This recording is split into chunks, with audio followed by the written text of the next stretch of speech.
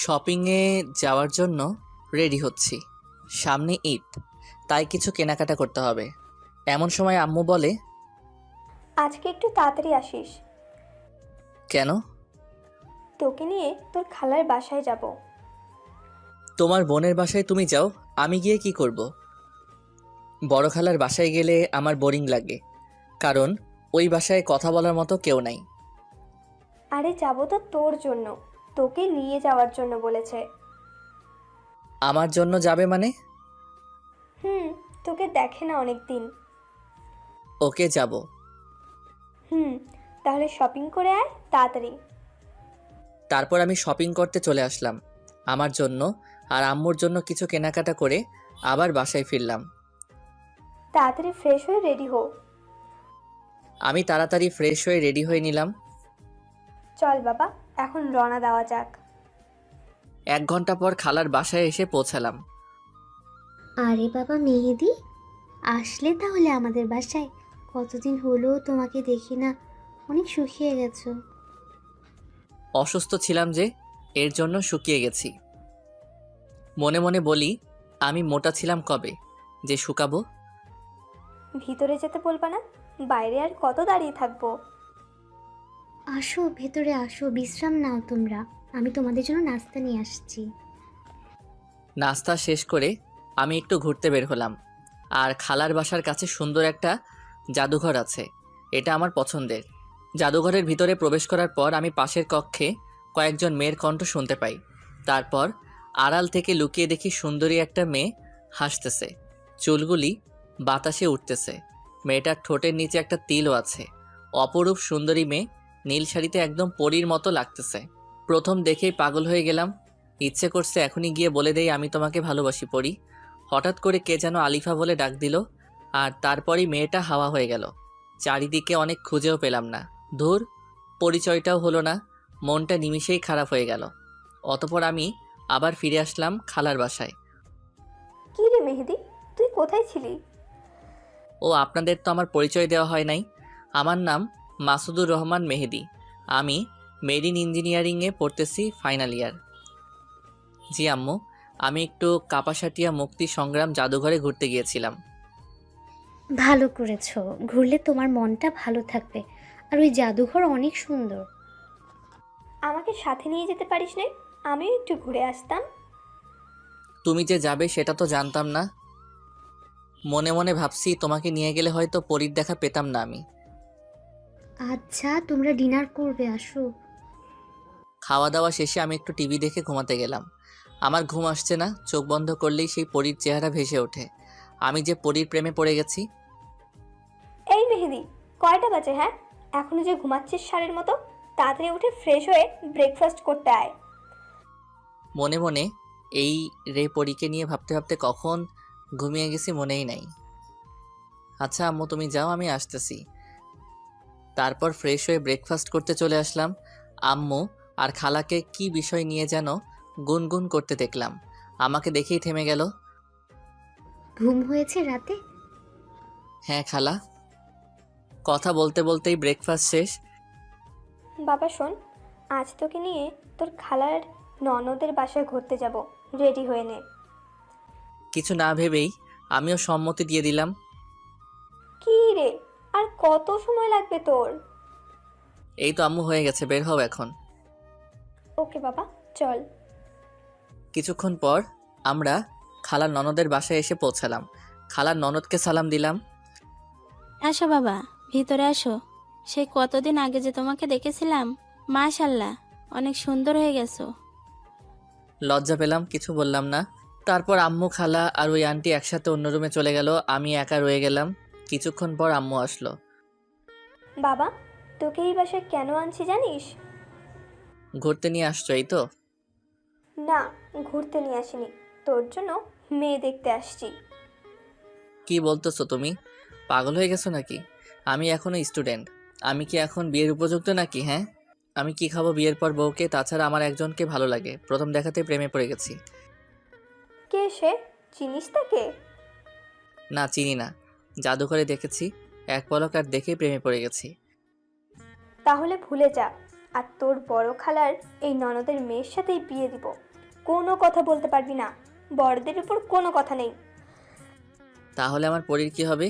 জীবনের প্রথম প্রেমে পড়লাম আর সেটাও কি অপূর্ণ থেকে যাবে? আবার হুট করে বিয়ে? হ্যাঁ, হুট করে, কারণ মেয়েটা অনেক সুন্দরী, গুণবতী মেয়ে। আর মেয়েটি তোকে ঠিক করতে পারবে, কারণ ও তোর 3 মাসের বড়। তুই ওর উপর জোর প্রয়োগ করতে পারবি না। কি? একে তো হুট করে বিয়ে, তার উপর আবার সিনিয়র। আমার জীবনটা তেজপাতা করে দিবে। চুপ করে বসে থাক, ওরা মেয়েকে নিয়ে আসবে। আধা ঘন্টা হয়ে গেল, এখনো মহারানীর আসার কোনো খবর নাই। না জানি কত আটা ময়দা মাখতেছে। চুপ কর হারামজাদা, ও এমনিতেই অনেক সুন্দরী, মেকআপ করতে হয় না। আচ্ছা, মানলাম। অতপর ৪৫ মিনিট পর মহারানীর আগমন। লম্বা ঘোমটা দিয়ে আসছে, দেখার কোনো উপায় নাই। এসেই আম্মুকে পায়ে ধরে সালাম করে নিল না তো? আমার মাকে আমার কাছ থেকে কেড়ে নিল।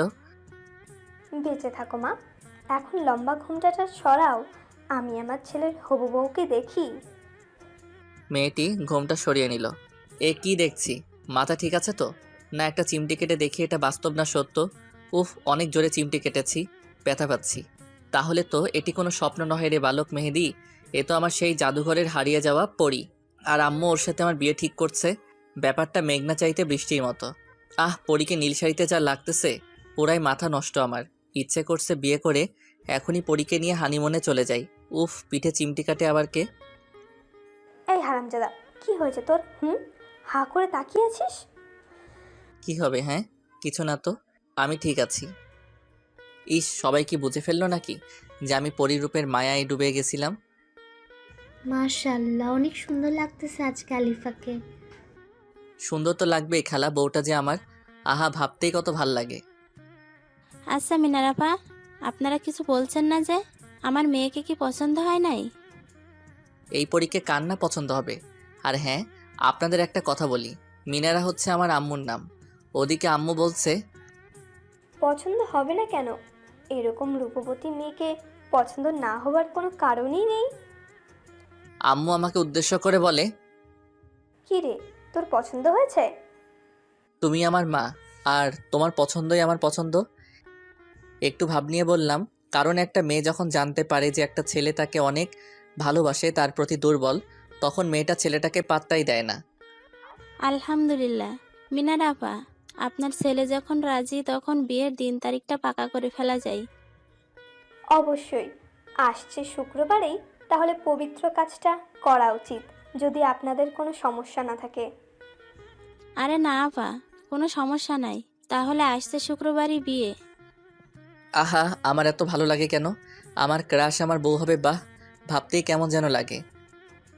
আচ্ছা, তাহলে আলিফাকে নিয়ে ভিতরে যান। ওরা ভিতরে যাওয়ার পর আম্মু আমাকে বলে, কি রে, তখন ওইভাবে হা করে তাকিয়েছিলি কেন? বলছিলাম না ও অনেক রূপবতী, তুই তো শুধু জাদুঘরের মেয়েকে নিয়েই পড়েছিলি। আরে আম্মা, এই সেই জাদুঘরের পরী, যাকে প্রথম দেখেই প্রেমে পড়ে গেছি। আর তুমি তার সাথে আমার বিয়ে ঠিক করছো। তুমি খুব ভালো মা, সেরা মা। আই লাভ ইউ আম্মা। হয়েছে, আর ঢং করতে হবে না। অতপর সব কিছু ঠিক হওয়ার পর আমরা আমাদের বাসায় ফিরলাম। ফিরেই বন্ধুদের কল দিলাম মেসেঞ্জার গ্রুপে। আর হ্যাঁ, আমার বন্ধুদের নাম হলো সজীব, বাপ্পি, তন্ময়, বসর, নূরনবী, আরও অনেকেই। কিরে চাস্তো, কি খবর তোর? খুব ভালো চাস তো, সুখবর আছে তোদের জন্য। কি সুখবর আছে? বল দেখি শুনি। শুক্রবার আমার বিয়ে, আর সেটা আমার ক্রাশের সাথে। কি বলিস রে, তোর বিয়ে আবার ক্রাশের সাথে? কখন কি হলো জানতেই পারলাম না। সব জানতে পারবি কাল সকালে। সবাই বসুন্ধরা শপিং কমপ্লেক্সে চলে আসবি, ওইখানে সব বলবো ও কেনাকাটা করব।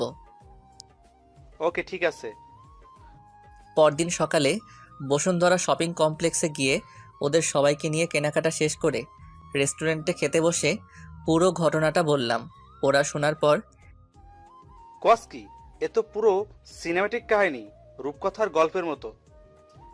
হ্যাঁ তা বলতে পারিস। আচ্ছা শোন, তোরা সবাই কাল সময় মতো চলে আসবি, তোদের ছাড়া আমি বিয়ে করতে যাব না। আমরা সবাই চলে আসব। এখন তাহলে তুই বাসায় যা। ওদের বিদায় জানিয়ে বাসায় চলে আসলাম। তারপর ফ্রেশ হয়ে ডিনার করে দিলাম এক ঘুম। আর এই ঘুমেই রাত শেষ। ফ্রেশ হয়ে নাস্তা করতে আয়। ফ্রেশ হয়ে নাস্তা করে রুমে চলে আসলাম। বিয়ের সময় হয়ে আসছে, বন্ধুরা সবাই চলে আসছে। কিরে, গোসল করে রেডি হ তাড়াতাড়ি। গোসল করে রেডি হয়ে সবাই মিলে রওনা দিলাম। 30 মিনিট লাগলো পৌঁছতে। সবাই বিয়ের গেট ধরছে। এখন ওদের আবদার পুরা করে বিয়ের পিঁড়িতে বসতে যেতে হবে। অবশেষে বিয়ে করে বাসায় বউ নিয়ে আসলাম। আম্মু আমাদের বরণ করে নিল। তারপর আম্মুকে আমরা সালাম করে বাসর রুমে ঢুকবো, ঠিক ওইখানেও গেট ধরছে। আবার ওদের আবদার পূরণ করে বউকে রুমে রেখে ছাদে গেলাম বন্ধুদের সাথে একটু বুদ্ধি পরামর্শ করতে। কিরে চাস্তো, এত সময় লাগে বউয়ের কাছ থেকে আসতে? আরে শালা তো পারছে না ওর বউয়ের কোলে গিয়ে উঠতে। তোরা মজা নিচ্ছিস, ওকে নে মজা। তোদের বিয়েতে আমিও মজা নিব। আরে ভাতিজা রাগ করো কেন? আজকে তো একটু মজা করবো আমরা। জামাল পুইয়া রে, তাহলে তুই আমার আগে বিয়েটা করে ফেললি? বছরকে উদ্দেশ্য করে। তো কি তোর মতো বুড়ো হয়ে বিয়ে করার ইচ্ছা প্রকাশ করবো নাকি? তোরা নিজেদের মধ্যে ঝগড়া করিস না তো। আমাদের সবার উচিত মেয়েদিকে এখন শুভেচ্ছা জানিয়ে ওর বউয়ের কাছে পাঠানো। ঠিক বলেছিস তুই। তোরা সবাই আমার জন্য দোয়া কর, ওইদিকে আম্মু ডাকছে। এই হারামজাদা, বউ একা বসে আছে, তুই তাড়াতাড়ি রুমে যা। এই রে, অনেক সময় হলো, এবার আসি আমি, শুভ কাজটা সারতে হবে। যা, আর মনে করে বিড়ালটা মারতে ভুলিস না। আরে না কাকা, বিড়ালটাই আগে মারবো, তোরা দোয়া কর, আমি গেলাম। এই বলে আমি বাসর রুমে ঢুকলাম। আমার বুকের হার্টবিট ফাস্ট হয়ে গেছে, পা আর চলছে না। বউ আমার লম্বা ঘোমটা টেনে বসে আছে। আহা কি সুন্দরী বউ আমার। রূপের মায়ায় আমি যে ঘায়েল হয়ে যাচ্ছি। রুমের লাইটটা অফ করে ক্যান্ডেল লাইট জ্বালিয়ে দিলাম। এ কি শুনেছি, বাসরাতে বউ স্বামীর পা ছুঁয়ে সালাম করে, কিন্তু আলিফা যে করছে না। ও যে আমার সিনিয়র, এই জন্যই সালাম করতে হয়তো লজ্জা পাচ্ছে। ইস, আমার লজ্জাবতী বউটারে। না আর দেরি করে লাভ নেই, এখন যাওয়া যাক বউয়ের কাছে। অবশেষে এক বুক সাহস নিয়ে বিড়াল মারার কথা মাথায় রেখে আস্তে আস্তে ওর কাছে গিয়ে বসলাম। যেমনি ঘোমটাটা সরাতে যাব, ঠিক ওই মুহূর্তে আমার হাতটি এক ঝটকায় আমার হাতটি ছাড়িয়ে দিয়ে নিজেই ঘোমটাটা সরিয়ে ফেলল। আহ কি অপরূপ সুন্দরী আমার বউ, যেন পরীর দেশের রানী। চোখে কাজল, বাঁকা দাঁত, ঠোঁটের নিচের তিল, দীঘল কালো ঘন কেশ। উফ, একদম রূপকথা রাজকন্যা। ওদিকে ঘোমটা সরিয়ে ও বলছে, এতক্ষণ ঘোমটা দিয়ে বসে থেকে আমার অস্বস্তি বোধ হচ্ছে। ওর হাতটি ধরতে গেছি, ঠিক তখনই। একদম ধরবি না আমাকে। কি বলছো এসব? স্বামী তার বউয়ের হাত ধরবে না তো কে ধরবে? আর তাছাড়া আমি তোমার স্বামী, তুমি আমাকে তুই করে বলছো কেন? কিসের স্বামী? কে স্বামী? ওর কথা শুনে হতভম্ব হয়ে গেলাম। কি বলো এসব? আমি তোমার স্বামী, আজই তো আমাদের বিয়ে হলো। সরি, আমি তোকে আমার স্বামী মানতে পারবো না। তোমার মাথা কি ঠিক আছে নাকি পুড়াই গেছে? হ্যাঁ, এসব কি বলতেছো? মজা করতেছো আমার সাথে? আরে শোন, তোর মতো ছেলের সাথে আমার মজা করতে হবে নাকি? বুঝছি, তুমি আমাকে বোকা বানাচ্ছ। তোর মতো ছেলেকে আমি বোকা বানানোর মতো সময় আমার কাছে নাই। আর আয়নাতে নিজের চেহারাটা কোনোদিন দেখেছিস? হ্যাঁ, একদম গেও ভূত, খ্যাত, কাইল্লা, চামচিকা। কি আছে হ্যাঁ আমার স্বামী হবার মতো? কোনো যোগ্যতা নাই তোর মাঝে। ওর কথাগুলো শুনে স্তব্ধ হয়ে গেলাম। কোনো বউ কখনো তার নিজের স্বামীকে এইভাবে আঘাত দিয়ে কথা বলে না। ওর কথা শুনে আজ অনেক খারাপ লাগছে, কেননা আমার জন্মদাত্রী মা আমাকে কখনো এইভাবে বলা দূরে থাক, কালো অবধি বলেনি। আচ্ছা মানলাম আমি অসুন্দর কালো, এটাকে আমি নিজে হয়েছি? এমন তো আমাকে ওই সৃষ্টিকর্তা ভালোবেসে বানিয়েছে। অনেক খারাপ লাগছে, কান্না পাচ্ছে, তবুও এক ফোঁটা জল বের হতে দিচ্ছি না। নিজেকে শক্ত করে ওরে বললাম, আচ্ছা আমি কালো, গেও, ভূত, খ্যাত, চামচিকা, এটাই কি তুমি দেখতেছো? একটিবার আমার ভিতরের ভালোবাসা দেখবে না? তোর ভালোবাসার গুল্লি মারি আমি, তুই আমাকে আপনি করে বলবি? আচ্ছা বলবো। আপনি জানেন, আমি না আপনাকে প্রথম দেখাতেই ভালোবেসে ফেলছি। সেদিন জাদুঘরে দেখার পর থেকে আমি আপনার জন্য পাগল। দয়া করে আপনি আমার ভালোবাসাটা বোঝার চেষ্টা করুন। আমি আপনার জন্য আমাকে চেঞ্জ করে ফেলবো, তবু আপনি আমাকে কষ্ট দিয়েন না। জীবনের প্রথম কাউকে এতটা ভালোবেসেছি আমি। আপনি আর আমাকে আঘাত করে কথা বলবেন না। আমার ভালোবাসাটা মেনে নেন আপনি। আপনি যা বলবেন আমি তাই করব। আমি আমার লাইফটাকে স্যাক্রিফাইস করে দিব দরকার লাগলে, তবুও আপনি আমাকে স্বামীর অধিকার থেকে বঞ্চিত করবেন না। সরি, আমি তোকে মানতে পারবো না। কারণ হচ্ছে আমি একজনকে ভালোবাসি, আমাদের 3 বছরের সম্পর্ক, আর ও ডাক্তার। তোর মতো সামান্য মেরিন ইঞ্জিনিয়ারিং পড়া ছাত্র না, তাও আবার আমার জুনিয়র। তোরে আমি মানতে পারবো না। ওর সম্পর্কের কথা শুনে আর নিজেকে ঠিক রাখতে পারলাম না। চোখের কোণে পানি বেয়ে বেয়ে পড়তেছে। চোখ মুছে কান্নাজড়িত কণ্ঠে ওকে বললাম, আচ্ছা আপনার সম্পর্ক আছে, তাহলে এই কথা আগে কেন বলেননি? আমি কি দোষ করেছিলাম? কেন আমার জীবনটা শেষ করে দিলেন আমাকে? আমারও তো আর 10টা ছেলের মতো বিয়ে করে বউকে নিয়ে সুখের সংসার করার স্বপ্ন ছিল। কেন আপনি আমার সাথে এমন করলেন? আমার কোনো দোষ নেই। আমি কেন তোর মতো ছেলেকে স্বেচ্ছায় বিয়ে করতে যাব? আমার মা আমাকে বলেছে বিয়ে করতে, আর মা ডাক্তারকে মানবে না, তাই আমাকে এত তাড়াতাড়ি হুট করে তোর সাথে বিয়ে বসতে বাধ্য করেছে। আচ্ছা বুঝলাম সব। এখন তাহলে আমার কি হবে? আমি কোন স্বপ্ন নিয়ে বাঁচবো? তোর কি হবে সেটা তো আমি জানি না, সেটা তুই জানিস কি করবি। পারলে তুই রিলেশন করে বিয়ে করে নিস। আর হ্যাঁ, তুই কখনো আমার কাছে স্বামীর অধিকার চাইবি না, আমার কাছেও আসবি না। আমাকে কি মনে হয় আপনার কাছে? হ্যাঁ, ভালোবাসা এতই সস্তা নাকি যে আজকে আপনাকে ভুলে গিয়ে কালকে অন্যজনের সাথে রিলেশন করে বিয়ে করে ফেলবো? আমি আপনাকে ভালোবাসতাম, ভালোবাসি, আর ভবিষ্যতেও বাসবো, কিন্তু কখনো আপনার কাছে ভালোবাসা চাইবো না, কথাটি বলে দিলাম। আর এটাও শুনেন, আপনি নিজেই একদিন আমার কাছে আসবেন, ভালোবাসার ভিক্ষা চাইবেন, কিন্তু সেদিন আমি পাথর হয়ে যাব, ফিরিয়ে দিব আপনাকে, কিন্তু ভালোবাসবো ঠিকই আপনাকেই। একা জীবনটা কাটিয়ে দিব, তবুও ভালোবাসা চাইবো না। আর বললেন না আপনার কাছে যেন স্বামীর অধিকার নিয়ে না যাই, আরে শুনেন, আমি আপনাকে কোনোদিন টাচও করব না। আর যারে ভালোবাসেন তাকে নিয়ে সুখী হয়েন।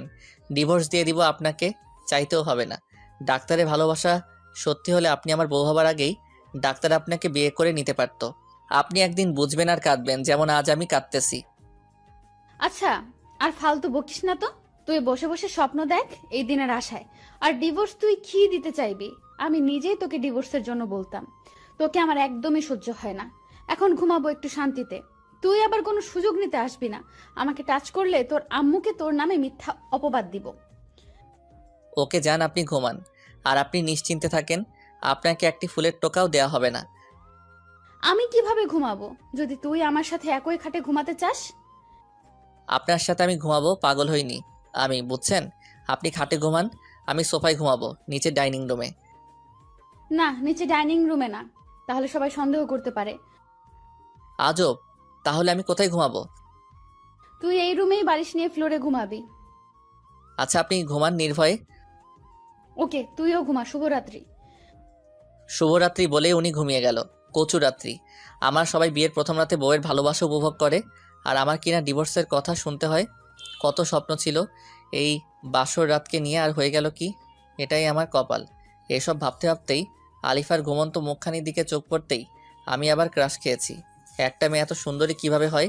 এত সুন্দরী একটি মেয়ের মনটা এত কুৎসিত কেন? আমার একটু বুঝে না। আমি যে ওরে অনেক বেশি ভালোবাসি, কি করে ওরে ভুলবো? ভুলতে যে হবেই। ওর মুখের উপর চুলকুলি চলে এসেছে, সরিয়ে দিব কি করে? আমি যে কথা দিয়েছি ওরে কখনো টাচ করব না। এসব ভাবতে ভাবতে কখন যে ঘুমিয়ে পড়েছি, আর কখন রাতের অন্ধকার কেটে গিয়ে দিনের আলো ফুটে উঠেছে নিজেও জানি না। আম্মুর ডাকে ঘুম ভাঙে। বৌমা, ও বৌমা, সকাল হয়েছে, এবার ঘুম থেকে উঠে ফ্রেশ হয়ে মেহেদিকে সাথে নিয়ে নাস্তা করতে আসো। মা আপনি যান, আমরা ফ্রেশ হয়ে আসতেছি। মায়ের সাথে কি সুন্দর করে কথা বললো, আর আমার সাথে কুত্তার মতো ব্যবহার করে। ওই গেও ভূত, ঘুম থেকে উঠে ফ্রেশ হয়ে নাস্তা করতে চল। জি উঠছি। এরপর ফ্রেশ হয়ে দুইজন একসাথে বের হবার আগে ওরে বললাম, শুনেন, আপনার আর আমার মাঝে কি চলছে এবং কি হতে যাচ্ছে সেটা শুধু আমরাই জানি, আর কেউ যেন না জানতে পারে। আম্মুর সামনে এমনভাবে আমার সাথে কথা বলবেন যাতে আম্মু না বুঝতে পারে আমাদের মাঝে কি চলছে। আচ্ছা ঠিক আছে, চল। ওকে চলেন। ডাইনিং রুমে চলে আসছি। মাশাল্লাহ, বৌমাকে অনেক সুন্দর লাগছে। আসো মা, আসো, আমার সাথে বসো তুমি। বাহ কি সুন্দর কথা, এখনই আমার মা আমাকে ভুলে গেছে, নকল বউ মাকে নিয়ে আছে, আবার আদর করে সাথে বসানো হচ্ছে। আমি এখন পর হয়ে গেছি। কি রে মেহেদি, তুই কিছু বলছিস না যে? চুপ করে আছিস কেন? কি বলবো, বলার মানুষ তো এসেই গেছে, এখন আমি না বললেও হবে। ক্ষুধা লেগেছে অনেক, খেতে দাও। তারপর খাওয়া দাওয়া শেষ করে যখন উঠবো তখন আম্মু বলল, শুনো, আমি চাইছি তোমরা এই মাসের 15 তারিখে হানিমুনে চলে যাও। 1 মাস ঘুরে আসো দুজন। একসাথে থাকলে তোমাদের অনেক ভালো লাগবে। না মা, এখন এসব হানিমুনের দরকার নেই। বিয়েটাই যেখানে মিথ্যা হয়ে গেছে, ডিভোর্স হয়ে যাবে, সেখানে হানিমুনের দরকার নেই। কথাটি আসতে বললাম। দরকার নেই মানে কি? হ্যাঁ, তুই কি পাগল হয়ে গেছিস? বিয়ের পর হানিমুন হবে না তা তো মেনে নেওয়া যায় না। হানিমুন হবে। আমি যা বলছি তার বাইরে একটি কথাও বলবি না তুই। হ্যাঁ মা, আপনি ঠিক বলছেন। আমরা হানিমুনে যাব, আপনি যাবার ব্যবস্থা করেন। এই মেয়েটি কি পাগল হয়ে গেছে? নিজেই বিয়ে মানছেন, আবার নিজেই এখন বলছে হানিমুনে যাবার ব্যবস্থা করতে। লজ্জা বলতেই কিছু নাই মেয়েটির। হ্যাঁ বৌমা, সব ব্যবস্থা হয়ে গেছে। আগামী 15 তারিখে তোমাদের ফ্লাইট, আর তোমরা যাচ্ছ লন্ডন। আচ্ছা ঠিক আছে। তারপর রুমে চলে আসলাম। রুমে এসে ওরে বললাম, আপনি কি পাগল? নিজেই বিয়েটা মানছেন না, আবার সে আপনি নিজে থেকে হানিমুনে যাওয়ার জন্য রাজি। আরে গাধা, হানিমুনে গিয়ে তো আর আমি তোর সাথে ঘুরবো না। তুই তোর মতো থাকবি, আমি আমার মতো ডাক্তারের সাথে ঘুরবো। মানে কি? হ্যাঁ, আপনি এখন আমার বউ, আর তাই আপনি এসব করতে পারবেন না। ডিভোর্সের পর যা মন চাই করবেন, আমার কোনো আপত্তি নেই। আচ্ছা যা, ঠিক আছে, মানলাম তোর এই কথা। ধন্যবাদ। ওয়েলকাম। শোন, আমার কিছু কেনাকাটা করতে হবে, তুই আমার সাথে যাবি। আচ্ছা আপনি রেডি হন, এখনই বের হব। তারপর রেডি হয়ে সোজা তার জন্য মার্কেটে চলে গেলাম। দেখ তো আমাকে কোন শাড়িতে মানাবে। আপনি নীল শাড়িটা নিতে পারেন। নীল শাড়িতে আপনাকে পরীর মতো লাগে। তারপর তার পছন্দ মতো প্রয়োজনীয় কেনাকাটা শেষ করে একটি রেস্টুরেন্টে গেলাম। ওরে বললাম, আপনি কি খাবেন অর্ডার দেন, আমি বিল দিয়ে দিচ্ছি। কেন, তুই কিছু খাবি না? আমার মনে এত রং নাই, আমি খাবো না, তাই আপনি খান। ওকে, তাহলে তুই কি করবি? এখন সেলুনে যাব চুলের ট্রিটমেন্ট করাইতে। আচ্ছা যা তুই, আমি খাওয়া শেষ করে বাসায় চলে যাব। তারপর রেস্টুরেন্ট থেকে সোজা জেন্টস পার্লারে চলে আসলাম। পার্লারের বিউটিশিয়ানকে ডেকে বললাম, আমার বউ আমাকে এভাবে অপমান করছে, এখন আপনারা এমন কিছু করে দেন যাতে ও দেখলেই অবাক হয়ে যায়। আরে ভাই, কোনো টেনশন নাই, আপনি বসেন। 1 ঘন্টার মধ্যে আপনাকে স্মার্ট লুক দিব। আপনার দাড়ি ও চুল দুটাই ট্রিটমেন্ট করে আপনাকে হিরো বানিয়ে দেব। তার কথা শুনে অনেক খুশি হয়ে গেলাম। তারপর সে শুরু করে দিল আমাকে আধুনিক স্মার্ট লুক দেওয়ার কাজ। 1 ঘন্টা পর তার কাজ শেষে আমাকে বলল, ভাই, এখন চোখ মিলে আয়নাতে আপনাকে দেখেন, চিনতে পারছেন কি না? চোখ মেলে আয়নাতে তাকিয়ে দেখে পুরো অবাক হয়ে গেলাম। আমি নিজেই নিজেকে চিনতে পারছি না। গেও খ্যাত বলে আমাকে এত অপমান করেছে যে সেও যদি আজ আমাকে দেখে চিনতে পারবে না। আজ আমি আধুনিক যুগের আর 10টা স্মার্ট ছেলের মতো আমিও স্মার্ট, আর কেউ আমাকে আমার লুকের জন্য অপমান করে কটু কথা শোনাতে পারবে না। আজ আমি অনেক খুশি। তারপর পার্লারের বিউটিশিয়ান আমার বিল কত হয়েছে তা জেনে তা পরিশোধ করে। তার সাথে তাকে 500 টাকা বকশিশ দিয়ে আমি পার্লার ত্যাগ করলাম। রাস্তায় যাওয়ার সময় নোটিশ করলাম কয়েকটি মেয়ে আমার দিকে তাকিয়েছিল। এর মানে আমি এখন আর আগের মেহেদি নাই, এখন আমি এক নতুন মেহেদি, যাকে কেউ কখনো বাজে লোকের জন্য অপমান করতে পারবে না। ভাবনার ছেদ পড়ল বাসার সামনে এসে। এবার আমি নিজের মনোভাবকে চেঞ্জ করে বাসায় প্রবেশ করে রুমের দরজায় নক দিলাম। আর 2বার নক দেওয়ার পর আম্মুর আদেশে আলিফা দরজা খুলতে আসে। দরজা খুলে অবাক দৃষ্টিতে আমার দিকে তাকিয়ে রইল আলিফা। তুই মেহেদি না? তোর একই পরিবর্তন, চিনতেই পারছি না। খ্যাত থেকে স্মার্ট হয়ে গেলি কেমনে? তোর দিক থেকে তো চোখ সরাতেই পারছি না। আপনার চোখ সরাতে হবে না, আমি সরে যাচ্ছি। সরেন, আমাকে ভিতরে ঢুকতে দেন। আচ্ছা ভেতরে আয়। বলতো তুই এত স্মার্ট হয়েছিস কিভাবে? আগে তো আনস্মার্ট খ্যাত ছিলি। শুনেন, আমি আগে কেমন ছিলাম সেটা আমি ভুলে গিয়েছি, আর আপনি আমাকে আমার অসুন্দর আনস্মার্ট লোকের জন্য কম ছোট করেন নাই। এখন আর পারবেন না। মানুষ চাইলে যে কোনো মুহূর্তে পরিবর্তন হতে পারে, আর পরিবর্তনের কারণটা আজীবন মনে রাখে। আমিও মনে রেখে দিয়েছি আমাকে কতটা অপদস্থ করা হয়েছে, তা ভুলব না কখনো। আর এখন থেকে দেখবেন কিভাবে আমার ভালোবাসাও পরিবর্তন হয়ে যায়। আরে তোর পরিবর্তনে আমার কিছু আসে যায় না, বুঝলি? কারণ আমি আমার ডাক্তারকে ভালোবাসি। বৌমা, তোমরা দুজনে কিসের আলাপ করছো? আর মেহেদি, তোর এত পরিবর্তন কিভাবে? আমি কত বলেছি নিজেকে পরিবর্তন করতে, করিসনি। আর এখন বউয়ের ভালোবাসা পেয়ে এত পরিবর্তন? এমনি হানিমুনে নিয়ে আলোচনা করছিলাম মা।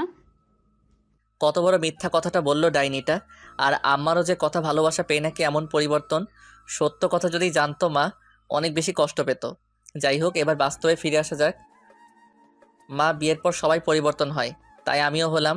তাছাড়া আমার বউ যে সুন্দরী, ওর সাথে মানানোর জন্য আমাকে তো একটু পরিবর্তন হতেই হবে, তাই না? তাছাড়া ওরও তো আশা থাকতে পারে যে ওর স্বামী অনেক স্মার্ট হবে, তাই সব কিছু ভেবেই এই পরিবর্তন। বাহ, ভালো লাগলো তোর কথা শুনে। তুই বুঝতে পারছিস তোর বউকে। আচ্ছা, এখন আয় বাবা, খেয়ে বিশ্রাম কর। আচ্ছা আম্মু, আমরা ফ্রেশ হয়ে আসছি। তারপর ফ্রেশ হয়ে রাতের খাবার খেয়ে রুমে চলে এলাম। শোন, আজকে চাইলে তুই বিছানায় থাকতে পারিস, অসুবিধা নেই। তার আর কোনো দরকার নেই, আমার কোনো চাওয়া নেই। সকল চাওয়া পাওয়াকে মাটি দিয়ে দিছি। আমি চাই না কারোর সাথে ঘুমোতে। নিচে থেকে বললাম তো, তাই দাম দিলি না। ওকে, যা ফ্লোরে ঘুমা। জি, আপনি বিছানায় আরাম করে নির্ভয়ে ঘুমান, আমি ফ্লোরেই ঘুমাবো। ওকে, গুড নাইট। দরদ দেখাতে আসছে আমাকে, চাই না কেউ আমার প্রতি দরদ দেখাক। নিজে তো আরাম করে ঘুমাচ্ছে, কষ্ট হচ্ছে আমার। নিজের বাড়ি আর নিজের কিনা বিছানা রেখে ফ্লোরে ঘুমাতে হয়, একেই বলে কপালের নাম গোপাল। যাই হোক, ঘুমিয়ে পড়ি। সকালবেলায় এই মেহেদি, ঘুম থেকে উঠবি না, সকাল হয়ে গেছে তো। কি হয়েছে? হ্যাঁ, কেবলই তো ঘুমিয়েছি, বিরক্ত করবেন না যান। আর চোখে পরীকে দেখে নিলাম। ভেজা খোলা চুলের ঘ্রাণে আমি মাতাল হয়ে যাচ্ছি। অপরূপ সুন্দর লাগছে ওকে। দূর, কি ভাবছি এসব, ওরে নিয়ে এত ভেবে লাভ নেই। এখন ফ্রেশ হয়ে আসি। ফ্রেশ হয়ে সরাসরি নাস্তা করতে চলে গেলাম। আমার সামনে বসছে আলিফা। আমি খাওয়ার পাশাপাশি ওকেও দেখছি। বিষয়টা ও বুঝতে পারে। এই খাবারের সময় অন্যদিকে তাকাতে নেই, খেয়ে ওঠো। মা সাথে, তাই আজ বউ ভালোবেসে সুন্দর করে একটা কথা বলল। এতদিনের বিবাহিত জীবন অতিবাহিত করার পর মাকে দেখানোর জন্য বলা হলেও এতেই আমি ভালোবাসা খুঁজে নিয়েছি। খাওয়া শেষে মা বলল, তোমরা সব কিছু গুছিয়ে ফেলো, আজ বিকালেই তোমাদের হানিমুনের ফ্লাইট। ওয়াও মা, এটা তো খুশির কথা। আমি এক্ষুনি যাচ্ছি সবকিছু গোছাতে। এই তুমিও আসো, আমাকে হেল্প করবে। আমাকে উদ্দেশ্য করে বলল কথাটা। আচ্ছা চলো। মনে মনে ভাবছি বউটা এত ভালো হলো কেমনে। আজ ওর কথাতে শুধু ভালোবাসা লেগে আছে। যাই হোক, আমাদের সব কিছু গোছানো শেষ। আমরা এখন রেডি, বের হব। আমাদের সাথে আম্মু যাবে, আমাদের এয়ারপোর্ট পর্যন্ত দিয়ে আসবে, সাথে ফ্রেন্ডরাও আছে। অবশেষে 1 ঘন্টা পর আমরা এয়ারপোর্টে এসে পৌঁছালাম। এই নে বাবা, তোদের দুজনের টিকিট, সাবধানে রাখ, আর গিয়ে পৌঁছালেই জানাবি। আচ্ছা মা, আমাদের জন্য দোয়া করবে। সাবধানে যাস, আর কোন দরকার পড়লে জানাতে ভুলবি না। আর হানিমুন থেকে আসার সময় সুখবরটাও নিয়ে আসবি। আচ্ছা, তোমরা সবাই ভালো থাকো। আর মা, তুমি নিজের প্রতি খেয়াল রাখবে, ঠিক মতো ওষুধগুলো খাবে। কোনো কিছু দরকার হলে আমার বন্ধুদের বলবে। আর শোন বন্ধু, তোরাও ভালো থাকিস আর দোয়া করিস। এই বলে সবার কাছ থেকে বিদায় নিয়ে আমরা দুজন প্লেনে আমাদের সিটে গিয়ে বসলাম। আজ তোমাকে অনেক সুন্দর লাগছে। সবাই হা করে তাকিয়ে আছে, আমার দেখে সহ্য হচ্ছে না। তুমি জানলার পাশে এসে বসো। হুট করে আমার প্রতি এত প্রেম কোথা থেকে আসলো? আর ওরা তাকালেই আপনার কি? আপনি তো আমাকে মানেন না আপনার স্বামী হিসেবে। এটা বুঝবে না তুমি। একটা মেয়ে একটা ছেলেকে ভালো না বাসলেও সেই ছেলের সাথে অন্য কাউকে সহ্য করতে পারে না। আর হ্যাঁ, তুমি এখন থেকে আমাকে আর আপনি করে না, তুমি করে বলবে, না হলে সবাই ভাববে আমাদের মাঝে কোনো ঝামেলা আছে। আচ্ছা ঠিক আছে, আপনি যা বলেন তাই হবে। আপনি যা বলেন মানে কি? হ্যাঁ, তুমি বলবা। ওকে, তুমি যা বলো। তারপর প্লেন উঠতে শুরু করলো। এদিকে এক সুন্দরী এয়ার হোস্টেস এসে আমাকে বলল, এই যে শোনেন, আপনি তো মেহেদি, আর উনি আপনার স্ত্রী আলিফা সোহাব। হ্যাঁ, কি বলবেন বলেন। আলিফাকে দেখিয়ে সুন্দর করে বললাম, আলিফা তো জ্বলে পড়ে মরছে, আমার অনেক ভালো লাগছে। জি, আপনাদের সিট বেল্ট লাগান। আর এই যে আপনাদের নাস্তা খেয়ে নিন, আর যে কোনো প্রয়োজনে আমাকে ডাকবেন। আর একটা কথা, আপনাকে অনেক স্মার্ট লাগছে। ওকে ঠিক আছে, আমি প্রয়োজনে আপনাকে ডাকবো। এদিকে বউ তো জ্বলতেছে আগুনের মতো। এই কুত্তা হারামি, এয়ার হোস্টেসের সাথে তুই আর কোনো কথা বলবি না। যা বলার আমি বলবো, কথাটা মনে থাকে জানো। আমি ওরে রাগানোর জন্য যেই না এয়ার হোস্টেসকে ডাক দিতে যাব, আলিফা আমাকে অমনি ধরে বলল, এই কুত্তা, তোকে না কেবলই বললাম তুই এই মেয়েকে ডাকবি না, তাহলে কেন ডাকলি? আমার কথা কি মাথায় ঢোকেনি, নাকি মেরে ঢোকাতে হবে? এই ছাড়ো না, সবাই দেখছে। সবাই কি বলবে বলো তো? ছেড়ে দাও, তোমার স্বামীর মান সম্মান কি তুমি ক্ষুণ্ণ করতে চাও? যে দেখার দেখুক, তাতে আমার কি? আমি আমার জুনিয়র স্বামীকে শাসন করব। কার কি? হ্যাঁ, একদম চুপচাপ থাকবে। কারোর সাথে কথা বলো তো দূরে থাক, তাকাবেও না। আচ্ছা জো হুকুম মহারানী, আমি আর কারো দিকে তাকাবো না, শুধু আমার এই পরীর দিকে অপলক দৃষ্টিতে তাকিয়ে থাকবো আর তোমার রূপের মুগ্ধতায় নিজেকে ডুবিয়ে নিব। এই যাও তো দুষ্টু, এভাবে বলবে না, আমার লজ্জা লাগে, আর পরে তোমার প্রেমে পড়ে যাব। ওর হাতটি ধরে বললাম, সমস্যা নাই তো, স্বামীর প্রেমে তো স্ত্রী পড়বে। কিন্তু আমি যে ডাক্তারকে ভালোবাসি, ওরে ভুলতে পারবো না আমি। আমি তোমাকে এত বেশি ভালোবাসা দিব যে তুমি ডাক্তারকে ভুলে গিয়ে আমার ভালোবাসায় ডুব দিতে চাইবে। আচ্ছা দুষ্টু, এখন চুপচাপ করে বসো। এয়ার হোস্টেস আপু, দয়া করে একটু এদিকে আসবেন। জি ম্যাম, বলুন। আপনি এখন থেকে যা কথা বলার আমার সাথে বলবেন, আমার স্বামীর সাথে কোনো কথা বলতে হবে না। কিন্তু ম্যাম। কোনো কিন্তু নেই, আমি যা বলছি তাই করবেন। কথাটা ভালো করে মাথায় ঢুকিয়ে নেই। আচ্ছা ম্যাম, ঠিক আছে। তুমি এভাবে না বললেও পারতে। আমি কিভাবে বলবো না বলবো সেটা তোমার বলে দিতে হবে না। চুপ করে বসে থাকো আমার দিকে তাকিয়ে। আচ্ছা, ব্যাপারটা বুঝছি না, ও কি প্রেমে পড়লো আমার? হঠাৎ করে এত ভালোবাসা কেন দেখাচ্ছে? যাই হোক, আমি এত কিছু ভাবতে পারবো না, বরং ওর দিকে তাকিয়ে ওর রূপের মুগ্ধতায় ডুবে যাই। অতপর 3 ঘন্টা শেষে প্লেন অবতরণ করলো। এই আমার হাত ধরে নিয়ে নামো তো। একা একা চলে যাচ্ছে বউকে রেখে, কত বড় কলিজা। আচ্ছা আসো। তারপর আমরা এয়ারপোর্ট থেকে ট্যাক্সি নিয়ে সোজা বালির রিসর্টের কাছাকাছি একটি হোটেলে গিয়ে উঠি। হোটেলটি খুব নিরিবিলি জায়গায়, সমুদ্রের সাথে, তাই বারান্দা থেকে সমুদ্রের ভিউটা উপভোগ করা যায়। আমাদের পৌঁছাতে সন্ধ্যা হয়ে গেছে, তাই আর আজ সমুদ্র সৈকতে যাইনি। এসেই বাসায় ফোন দিয়ে আম্মুকে ও বন্ধুদের জানিয়ে বারান্দায় বসে সমুদ্রের তীরে আশ্রে পড়া ঢেউ আর সমুদ্রের ভিউটা উপভোগ করছি। এমত অবস্থায় এই আর কতক্ষণ বসে বসে থাকবো? আসো, ডিনার করে এসে গল্প করব। ওকে চলো। তারপর দুজন একসাথে হাতে হাত মিলিয়ে চলে গেলাম ডিনার করতে। ডিনার শেষ করে দুজন 2 কাপ কফি নিয়ে বারান্দায় বসে সমুদ্রের মনোরম পরিবেশটা উপভোগ করতেছি। দেখছো সমুদ্র কত সুন্দর? কালকে আমরা ব্রেকফাস্ট করেই সৈকতে চলে যাব। আচ্ছা বউ, যাব। তোমাকে অনেক সুন্দর লাগছে। তোমার চোখে ল্যাপটানো কাজল, দীঘল কালো কেশ, ঠোঁটের নিচের তিল আমাকে কিল করে নিচ্ছে। তোমার চুলের ঘ্রাণে আমি মাতাল হয়ে যাচ্ছি। আমার ইচ্ছে করছে আজ তোমার মাঝে ডুবে যেতে। ইস, এভাবে বলিও না। আসো, আজ তোমাকে আমি আমার করে নিব।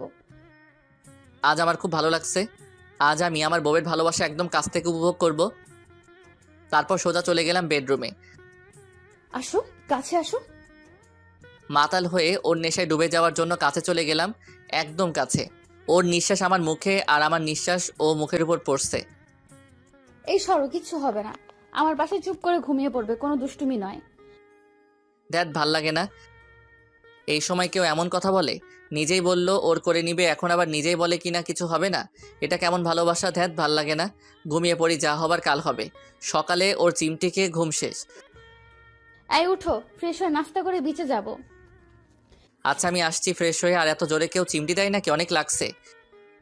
এইটুকুতেই লাগছে, আরো ব্যথা অপেক্ষা করতেছে। জাস্ট ওয়েট মেহেদি, ওয়েট। কি বিড়বিড় করতেছো? কিছু না, ফ্রেশ হয়ে আসো। ফ্রেশ হয়ে নাস্তা করে দুজনে বালির একটি কফি শপে গেলাম। এখানে অনেক ভালো কফি পাওয়া যায়, যা বিশ্বের সেরা মানের কফি, এবং এখান থেকে এগুলো সাপ্লাই দেওয়া হয়। আর এই কফি এক জাতের পচা মাছের থেকে বানানো হয়। এটি শুনে আমার আর কফি খেতে ইচ্ছে করছে না, তবু এখানে আসছি, আর এখানে নামকরা কফি না খাইলে তো হবে না। তারপর দুজনে কফি খেয়ে বিচের দিকে রওনা দিলাম। দেখছো বিচটা কত সুন্দর? পানি একদম ফ্রেশ, নিচের বালি দেখা যাচ্ছে, এত পরিষ্কার। এই চলো না একটু দুজনে ভিজে গোসল করে যাই।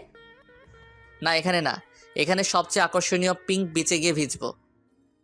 আচ্ছা চলো তাহলে আমরা পিঙ্ক বিচেই যাই।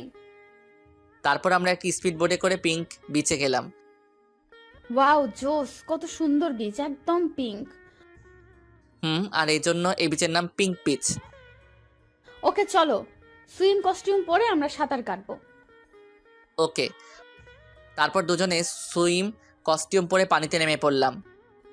অনেক ভালো লাগছে আমার আজকে। এই চলো না আমরা এই পাশে যাই, এই পাশে মানুষ আছে, ওই পাশে কেউ নেই।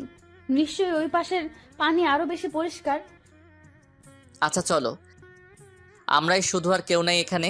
সাগরের উত্তাল ঢেউ আছড়ে পড়েছে বিচে।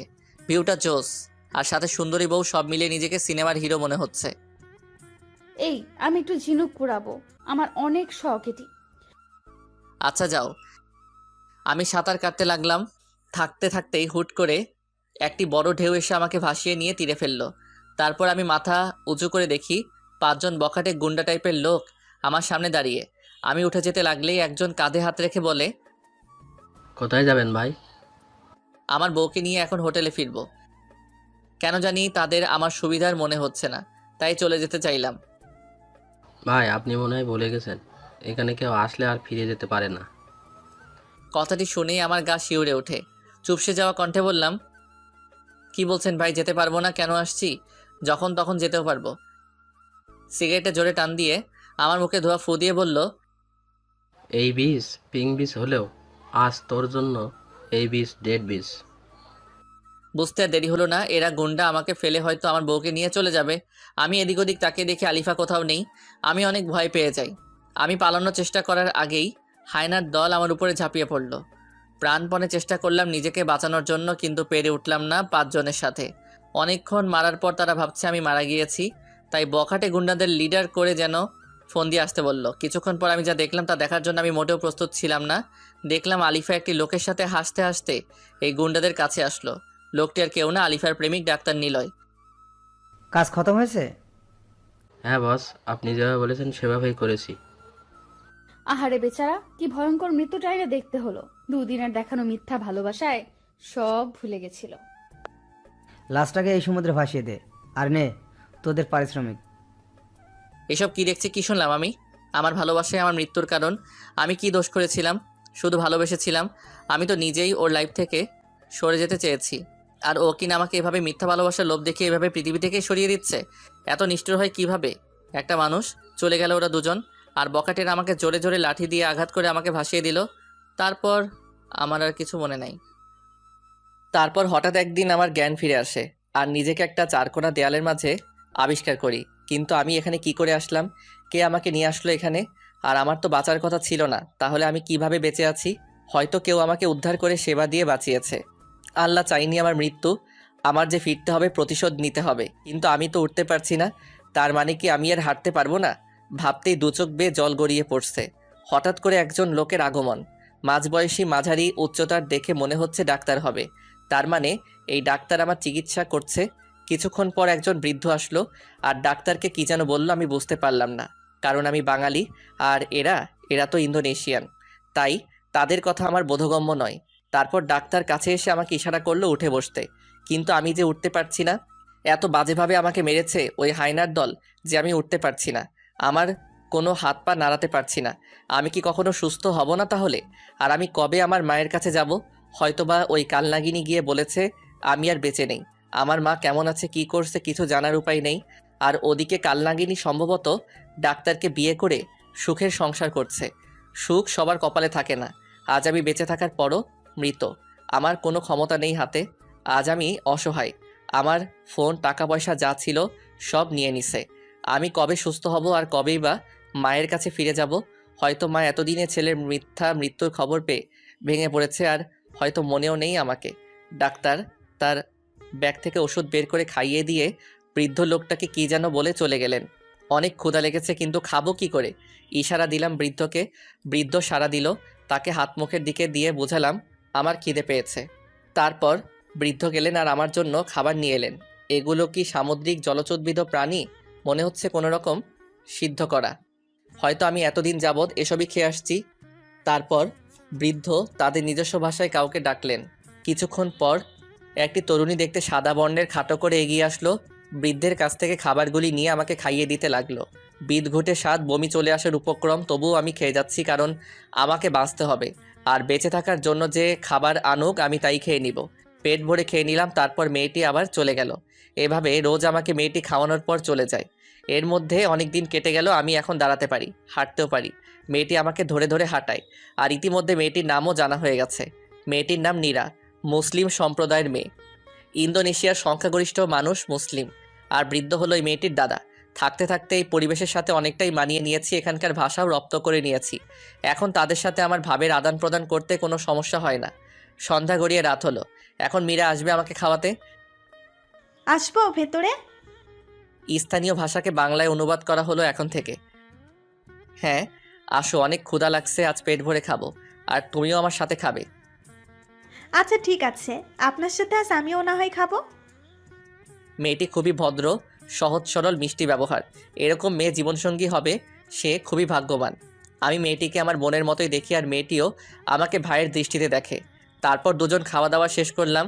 এখন আর এসব খাইতে আমার কোনো সমস্যা হয় না, বরং আরও ভালো লাগে। ও চলে গেল, আমিও দরজা বন্ধ করে ঘুমিয়ে পড়লাম। আজ 1 বছর যাবৎ আমি এখানে আছি। এখন আমি পুরোপুরি সুস্থ, সময় হয়েছে ফিরে যাওয়ার। আর এর মধ্যে নীরার দাদাও পৃথিবী ছেড়ে চলে গেছে। নীরার আপন বলতে কেউ নাই, তাই আমি ওরে নিয়ে দেশে ফিরে যাব, কারণ ও আমার জন্য যা করেছে তার ঋণ শোধ করা যাবে না কখনো। তাই ওকে সাথে নিয়ে ঋণের বোঝা কমাতে চাই। দাদা দেশে যাবা কবে? যাবো রে বোন, আগে কাজ করে টাকা জোগাড় করি। হ্যাঁ, যা শুনলেন তা একদম ঠিক। আমি এখন কাজ করি একটি হোটেলে, যা বেতন পাই তা দিয়ে দুজনের জীবন কেটে যায় কোনো রকমে। আর দেশে যাবার জন্য কিছু করে টাকা জমাই। অতপর আরও 6 মাস অতিবাহিত হবার পর আমরা দেশে যাবার জন্য প্লেনের টিকিট সংগ্রহ করেছি। আজ নিজের জঙ্গলি রূপকে পরিবর্তন করে আসছি, আবার সে আগের মেহেদি হয়ে গেছি। দাদা আমার আজ সত্যিই খুব খুশি লাগছে। কেন রে বোন, তুই আজ এত খুশি, কারণটা কি? এই যে দাদা, আজ আমি তোমার সাথে তোমার দেশের তোমার বাসায় যাব। আমার তো কেউ নাই, ছোটবেলায় বাপ মা মারা গেছে অসুখে। দাদার কাছে বড় হয়েছি। তারপর একদিন দাদা তোমাকে সমুদ্র মাছ ধরতে গিয়ে উদ্ধার করে আনে। তারপর থেকে তোমাকে আমি নিজের হাতে খাইয়ে সেবা দিয়ে সুস্থ করে তুলেছি। দাদাও চলে গেল, এখন আপন বলতে তুমি ছাড়া আমার আর কেউ নাই। তোমার সাথে যেতে পারবো, তোমার মাকে নিজের মা করতে পারবো। মায়ের আদর তো পাওয়া হয়নি কখনো, তোমার মায়ের আদর পেয়ে সেটা ভুলে যাব। তাই আজ আমার জন্য অনেক সুখের দিন। পাগলিটা এসব বলে কেঁদে দিয়েছে, বড্ড ইমোশনাল। এই পাগলি, কাঁদছিস কেন? তোর সাথে আমি আছি না, তোকে কখনো কষ্ট পেতে দিব না। তুই যে আমাকে আমার বিপদের সময় রক্ষা করেছিস, আর আমার মা মানে তোর মা। তুই অতীতের সব কষ্ট ভুলে যাবি। আমার মা যখন সব জানবে তখন তোকে অনেক আদর করবে। চোখের পানি মুছে ফেল, আর কাঁদবি না। জানিস না তুই কাঁদলে আমার ভালো লাগে না। দাদা কোথায়? আমি কাঁদছি না তো।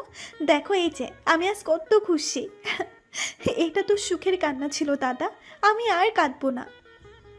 এই তো লক্ষ্মী বোন আমার। আচ্ছা দাদা রেডি হও, আমিও রেডি হয়ে আসছি, তারপর 2 ভাই বোন বের হব। আচ্ছা বোন, রেডি হচ্ছি।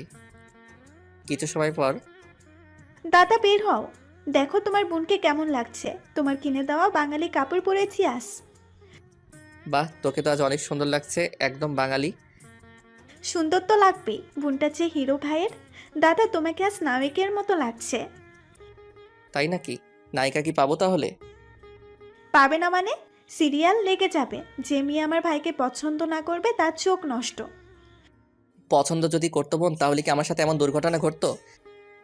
চুপ করো তো, তোমাকে না কতবার বলেছি ওইসব আর মনে আনবে না। আল্লাহ যা করে ভালোর জন্যই করে। এমন দুর্ঘটনা না ঘটলে তুমি তো তার মনটা বুঝতে পারতে না। আর সব থেকে বড় কথা, আমি দাদাকে পেতাম না। তাই যা হবার হয়েছে তা ভুলে যাও। আচ্ছা বোন, আমি ভুলে গেলাম, এখন চল আমরা বের হই। ওকে দাদা চলো। তারপর আমরা এয়ারপোর্টে এসে আমাদের ফ্লাইটের প্লেনে গিয়ে উঠি। অতঃপর 3 ঘন্টার যাত্রা শেষে প্রিয় জন্মভূমিতে প্লেন অবতরণ করলো। 1.5 বছর পর আজ দেশের মাটিতে পা রাখলাম। আজ আমার চেয়ে খুশি হবার মতো আর কেউ নাই। তারপর ট্যাক্সি নিয়ে সোজা বাড়ির উদ্দেশ্যে রওনা দিলাম। দাদা তোমাদের দেশ তো অনেক সুন্দর, চারিদিকে সবুজের সমারোহ, কি সুন্দর লাগছে। তোমাদের দেশ মানে কি? বলো, আমাদের দেশ। ও সরি দাদা, আমাদের দেশ। রাগ করবে না, ভুলে বলে ফেলছি। আচ্ছা, সব কিছুই কেমন যেন পরিবর্তন হয়ে গেছে। 1.5 বছরে অনেক উন্নত হয়ে গেছে আমাদের দেশের। আর কতক্ষণ লাগবে বাসায় যেতে দাদা? এই তো আর 10 মিনিট। অবশেষে আমি আমার বাসার সামনে। বাসাটা একদম নিস্তব্ধ হয়ে আছে আমার অভাবে। দরজাতে নক করবো কি বোন? আমাকে দেখে কি চিনতে পারবে? না জানি আমাকে ভুলে গেছে। দরজা খুলে হয়তো চোখের ভুল ভেবে আবার লাগিয়ে দিবে, না হয় ভূত ভেবে চিৎকার করে উঠবে। আরে দাদা কিচ্ছু হবে না, আল্লাহ ভরসা। তুমি নক করেই দেখো। সব ভাবনা ঝেড়ে ফেলে নক করলাম। দরজা খুলে দেখতে আমি অবাক, মনে হলো সামনে আলিফা দাঁড়িয়ে ছিল। তাহলে আবার কোথায় চলে গেল? আমি ভুল দেখছি হয়তো। দরজার সামনে দাঁড়িয়ে আছে আমার জননী, চেহারার একই হাল, চেনা যাচ্ছে না। পাগলদের মতো হয়ে গেছে। মা আমাকে দেখে বলে, কে? দেখতে তো মেহেদির মতোই লাগছে। কে তুমি বাবা? যা বলেছিলাম তাই হলো। মা আমাকে চিনতে পারছেন না। অবশ্য না চিনতে পারাটাই স্বাভাবিক, কারণ সকলের কাছে আজ আমি মৃত। মা, আমি তোমার ছেলে মেহেদি। আমার ছেলে? আমার ছেলে তো উপরে চলে গেছে আমাকে রেখে। স্বার্থপর ছেলে, মাকে সাথে নিয়ে যায়নি। মা কিছুতে বিশ্বাস করছে না যে আমি মেহেদি। আমি কি করে মাকে বিশ্বাস করব যে আমি তার সে ছেলে মেহেদি? ও হ্যাঁ, মনে পড়ছে। মা আমাকে নিজে গলায় হার পরিয়ে দিয়েছে ছোটবেলায়। সব কিছু হায়নারা নিয়ে গেলেও ওটা নিতে পারিনি। আমি আস্তে করে শার্টের ভেতর থেকে হারটা বের করে মাকে দেখিয়ে বললাম, দেখো এই হার, তুমি আমাকে তোমার নিজের হাতে পরিয়ে দিয়েছো। এবার তো বিশ্বাস করো আমি তোমার ছেলে। হ্যাঁ, তাই তো, তুই আমার ছেলে বাবা। জড়িয়ে ধরে কপালে চুমু দিল ছোটবেলার মতো করে। জানিস, তোর মৃত্যুর খবর শোনার পর আমি স্ট্রোক করেছিলাম। বেঁচে ফিরবো কখনো ভাবিনি। বৌমা যখন বলেছিল যে সন্ত্রাসীরা তোকে মেরে সমুদ্রে বিশাল ঢেউয়ের সাথে ভাসিয়ে দিয়েছে, তখন আমি কথাটি শুনে স্ট্রোক করেছিলাম। কখনো ভাবিনি যে তোর দেখা পাবো। আজ আমি অনেক খুশি বাবা। আজ যে মহা খুশির দিন। বাবা, তোর সাথে এই মেয়েটিকে? ও মা, ওর নাম নীরা। ওর আর ওর দাদুর ওসিলায় আমি আজ বেঁচে গেছি। ওর দাদু আমাকে সমুদ্রের তীরে ভেসে আসতে দেখে তারপর আমাকে উদ্ধার করে ওরা দীর্ঘ 1 বছর চিকিৎসা ও আমার সেবা করে আমাকে বাঁচিয়ে তুলছে। ওর মা বাবাও ছোট থাকা অবস্থায় মারা গেছে, আর কিছুদিন আগে বৃদ্ধ দাদাও না ফেরার দেশে চলে যায়। তাই ওর আপন বলতে আমি ছাড়া কেউ নেই, এই জন্যই আমি ওকে সাথে নিয়ে আনছি। কে বলছে ওর কেউ নেই? ও আমার ছেলের জন্য যা করেছে তার ঋণ শোধ করতে পারবো না আমি।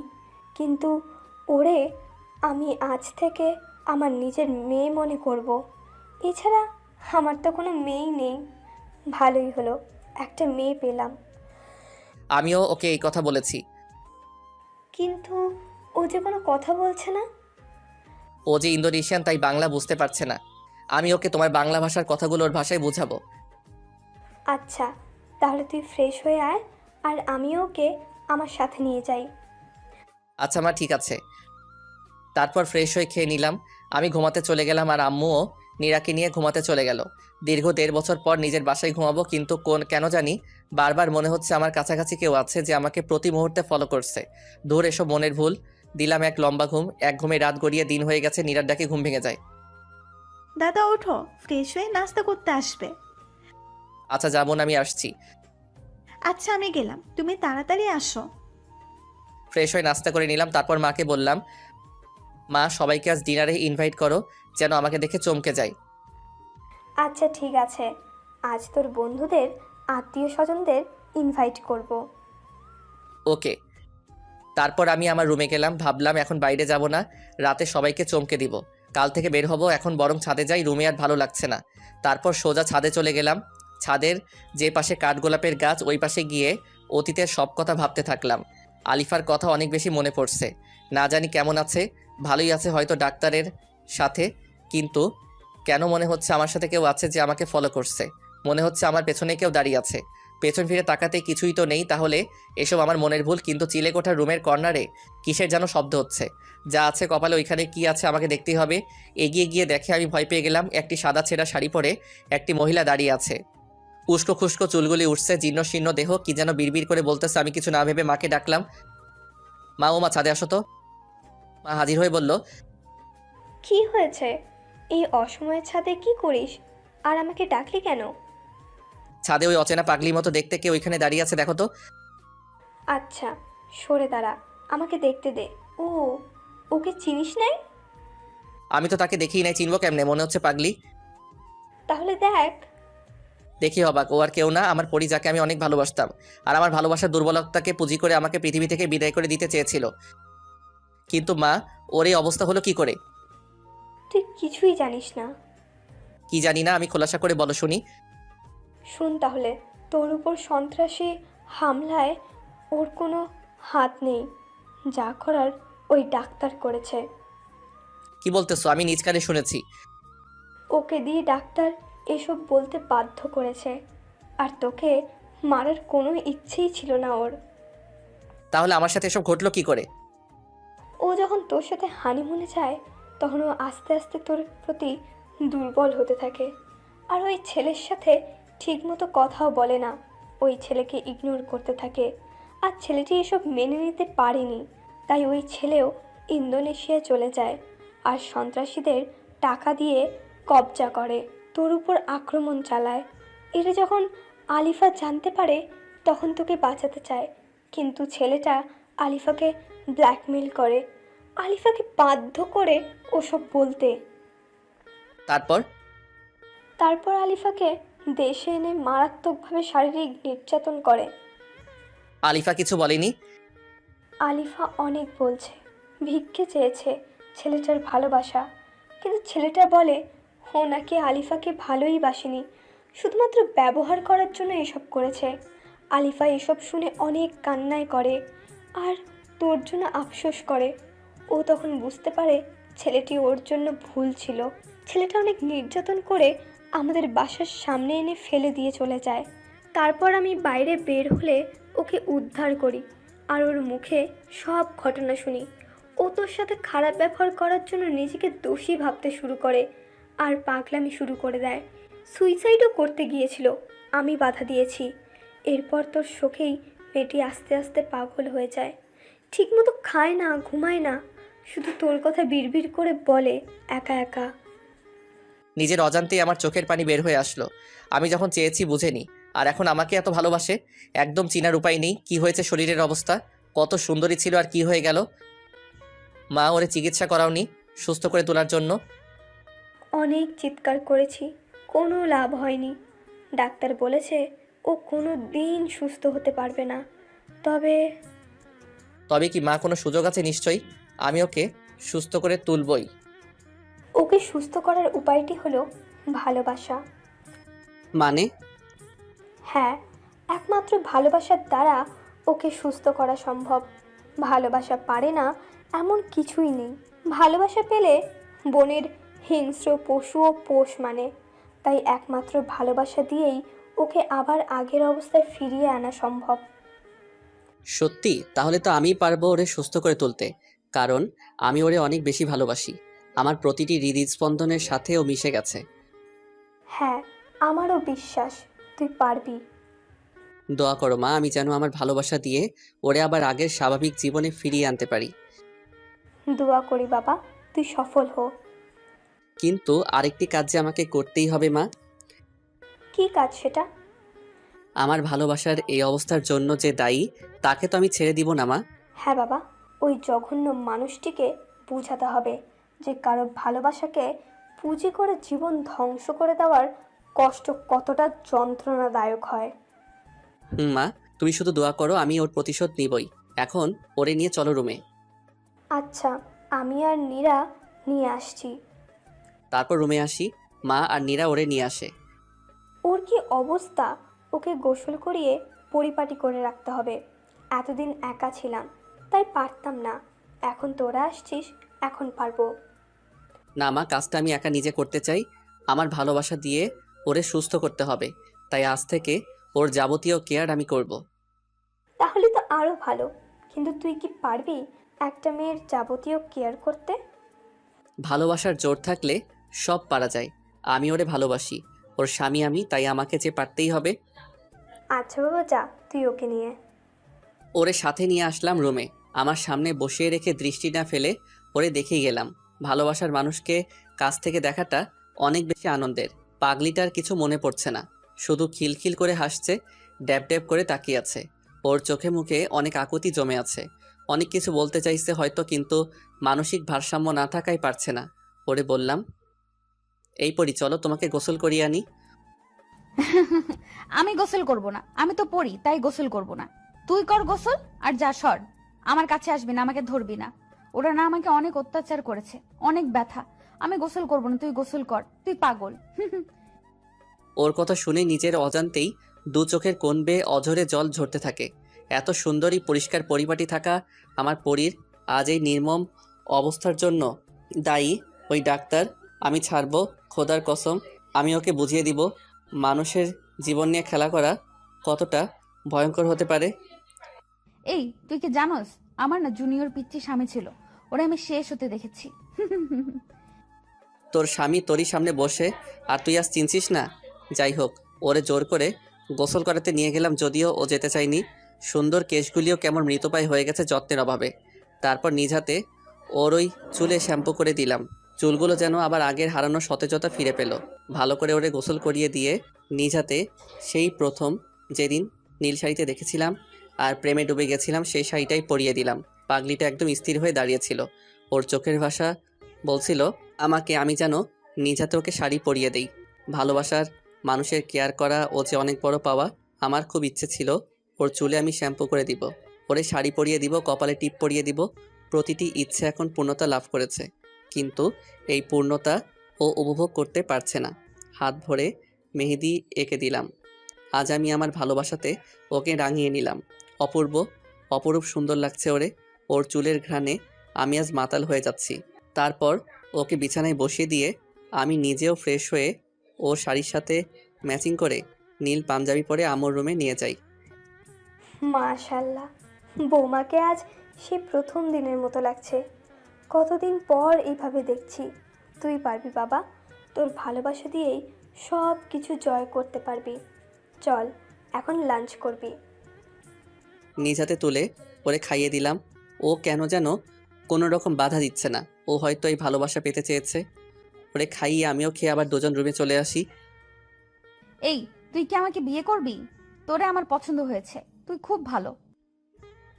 বিয়ে তো অনেক আগে করছি, তবে হ্যাঁ, ও সুস্থ হলে আবার বিয়ে করে নিব। তারপর ওরে বললাম, হ্যাঁ আমি তো তোমাকে বিয়ে করবই। তুই আমার জামাই হবি? আমার শরম করতেছে, তুই সর। পাগলিটা লজ্জা পেয়েছে। লজ্জা পেয়ে একদম লাল টুকটুকে হয়ে গেছে। লজ্জা পেলে যে ওরে আরও বেশি কিউট লাগে আজ বুঝতে পারলাম। দেখতে দেখতে বিকাল গড়িয়ে এলো। বিকালবেলায় ছাদে যেতে ওর ভালো লাগে, তাই আমি ওরে নিয়ে ছাদে যাই। এখানে কেন আসলি আমাকে নিয়ে? এখানে আমার এই বেলায় আসতে ভালো লাগে, কিন্তু আমার সাথে না কেউ আসতোই না। তুই আসলি আমাকে নিয়ে, আমার সাথে কি প্রেম করবি তুই? আজ থেকে প্রতিদিন এই সময় তোমাকে আমি ছাদে নিয়ে আসব। আর তোমার সাথে আমি প্রেম করব সুন্দরী। আচ্ছা, তাহলে তুই এখন এইখান থেকে লাফ দে। আরে পাগলি, তাহলে যে আমি মরে যাব, তোমার সাথে প্রেম করব কেমনে? ও, মরে যাবি লাফ দিলে? থাক তাইলে, তুই আমার সাথে আমার হাত ধরে বসে থাক। তারপর ওর হাত ধরে বসে থেকে বিকাল শেষে সন্ধ্যায় সূর্যাস্ত দেখে আবার রুমে চলে এলাম। রুমে এসে ওরে নাস্তা করিয়ে বললাম, এখন তুমি একটু ঘুমাও। কেন, তুই কি এখন চলে যাবি আমাকে রেখে? আমাকে রেখে যাস নি, আমার সাথে থাক। তোর সাথে থাকলে আমার ভালো লাগে। আরে আমি যাব না, তোমাকে ছেড়ে আমি কোথাও যাব না। তুমি ঘুমাও, আমি একটু বেলকনিতে গিয়ে বন্ধুদের সাথে কথা বলবো। অনেকদিন হলো ওদের সাথে কথা বলিনি। আমি ঘুমাবো কেমনে? আমার ঘুম আসে না। তুই ঘুম পাড়িয়ে দিবি আমায়? বল, দিবি না? আমার পরীর কথা কি আমি ফেলতে পারি? তারপর ওরে ঘুম পাড়িয়ে কপালে একটা কিস দিয়ে বেলকনিতে যাব। যখন ঠিক তখনই দেখি পাগলিটা আমার পাঞ্জাবির এক প্রান্ত ধরে ঘুমিয়ে আছে। এখন তো ছাড়াতে গেলেই ঘুম ভেঙে যাবে। বন্ধুদের সাথে কথা আজ বাসায় আসলে বলবো নি, এখন বরং আমি ওর মাথার পাশে বসে থাকি। ঘুমন্ত চেহারা যে কতটা নিষ্পাপ আর সৌন্দর্যে মোড়ানো, সেটা পরীকে এভাবে কাছ থেকে না দেখলে বুঝতেই পারতাম না। ওর কাজল কালো হরিণী চোখ, দীঘল কালো ঘন কেশ, ঠোঁটের নিচের তিল আর পরনে নীল শাড়ি আমাকে প্রতি মুহূর্তে নতুন করে ওর প্রেমে ডুবিয়ে দিচ্ছে। আমি যে সৌন্দর্যে মাতাল হয়ে যাচ্ছি, কিছু না ভেবে ওর কোমল হাতটি আমার হাতে রেখে দিয়ে কপালে একটি ভালোবাসার প্রতীক এঁকে দিলাম। আর তখনই ওর ঘুমটা ভেঙে যায় আর আমাকে টান দিয়ে বুকে জড়িয়ে নেয়। ছাড়বো না এখন। দেখি কেমনে যাস তুই। আমার কপালে কি করলি বলে দেবো, তুই পচা। এই ছাড়ো, আর সবাইকে বলবা কেন আমি তো তোমাকে ভালোবাসি তাই কিস করেছি। তুই পচা। আমি ঘুমিয়ে গেলে সুযোগ পেয়ে এসব করছিস। আমাকে না বলে আমি তোর আম্মুকে বলে দেবো। এই না পাগলি, নিজেদের মধ্যে ঘনিষ্ঠ মুহূর্তের কথা কাউকে বলতে নাই। কেন বলতে নাই? বললে কি তোকে তোর আম্মু মারবে? মনে মনে এই পাগলির সাথে মোটেও পাগলামি করা যাবে না, করলেই বিপদ। তার থেকে বরং ওর কথাতেই সাড়া দেই। হ্যাঁ, আম্মুকে বললে আমাকে অনেক মারবে, আর আমাকে আম্মু তোমার সাথে প্রেম করতে দিবে না, তোমার সাথে থাকতেও দিবে না। ঠিক, তাহলে বলবো না। এই তো ভালো মেয়ের মতো কথা। আমি ভালো আর তুই পচা। আচ্ছা আমি পচা, তুমি অনেক অনেক ভালো, খুশি হও এবার।